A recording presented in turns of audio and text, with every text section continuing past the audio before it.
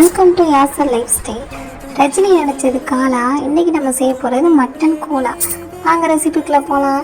First ஒரு சட்டை எடுத்து வச்சுக்கோங்க. அதில் 1 டேபிள் ஸ்பூன் ஆயில் போட்டு பட்டை, கிராம்பு, ஏலக்காய் அது எல்லாத்தையும் வெடிக்க போடுங்க. அதுக்கப்புறம் ஒரு 10 பல்லு பூண்டு, அப்புறம் ஒரு பெரிய துண்டு இஞ்சி அதை சேர்த்துக்குங்க.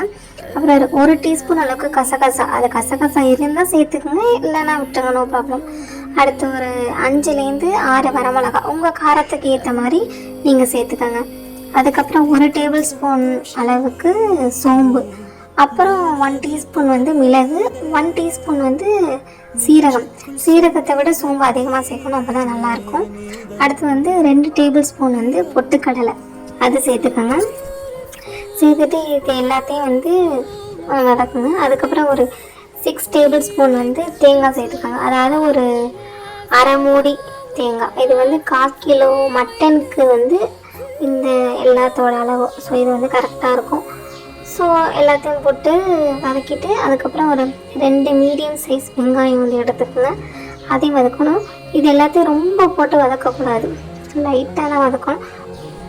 ரொம்ப வதக்கிட்டிங்கன்னா அது போடையில் உடையும். ஸோ லைட்டாக வதக்கி அப்புறம் ஒரு 1/4 டீஸ்பூன் மட்டும் மஞ்சள்தூள் சேர்த்துக்கோங்க. அதையும் சேர்த்துட்டு ஒரு ஃபியூ மினிட்ஸ் மட்டும் வதக்கிங்க. ரொம்ப வதக்கக்கூடாது, இந்த கன்சிஸ்டன்சியில் தான் இருக்கணும். எதோட கலரும் சேஞ்ச் ஆகக்கூடாது, லைட்டாக வதக்கணும், அவ்வளோதான்.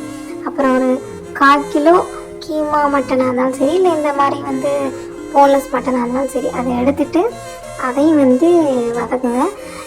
எக்ஸ்ட்ரா தண்ணி எதுவுமே ஆட் பண்ணாதீங்க. உப்பு மட்டும் உங்கள் டேஸ்ட்டுக்கு தகுந்த மாதிரி சேர்த்துக்கோங்க. அதையும் போட்டு வதக்குங்க. அந்த மட்டன்லேருந்து தண்ணி விடும், நீங்கள் தண்ணி ஊற்றக்கூடாது. அந்த தண்ணியெல்லாம் கொஞ்சம் வற்றி ட்ரை ஆகிற வரைக்கும் அதை வதக்கினா போதும். சிம்மில் வதக்கிக்கோங்க. வதக்கிட்டு அதுக்கப்புறம் அந்த மட்டனை ஆஃப் பண்ணிடுங்க.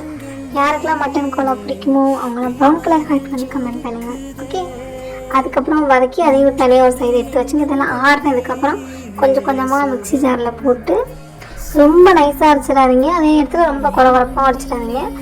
நான் இந்த வீடியோவில் காட்டுற அந்த கன்சிஸ்டன்சி அளவுக்கு நீங்கள் அந்த கறியையும் அப்புறம் அந்த தேங்காய் விழுதையும் அரைச்சிக்கோங்க.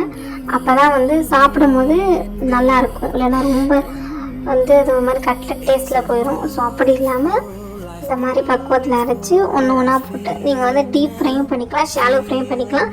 நாங்கள் இன்றைக்கி ஷாலோ ஃப்ரை தான் பண்ணோம் தோசைக்கல்ல. ஸோ இதான் 1/4 கேஜி மட்டனுக்கான அளவு. இது தான், இந்த அளவில் நீங்கள் போட்டிங்கன்னா கரெக்டாக இருக்கும், செம்ம டேஸ்ட்டாக இருக்கும். ஸோ நீங்கள் வீட்டில் செஞ்சு பார்த்துட்டு எப்படி இருக்குன்னு சொல்லிட்டு கமெண்ட் பண்ணுங்கள். So happy eating. நெக்ஸ்ட் வீடியோவில் பார்ப்போம். Until then, bye from Yashu.